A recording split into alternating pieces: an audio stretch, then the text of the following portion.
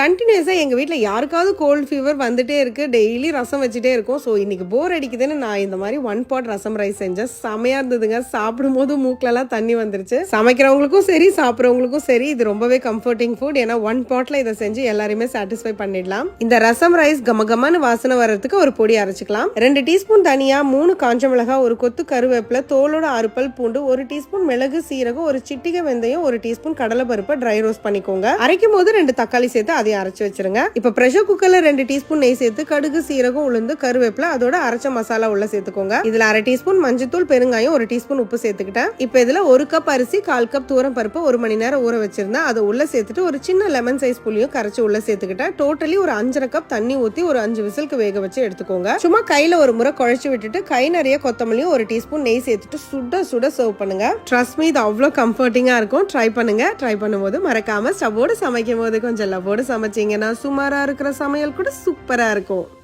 எப்படி?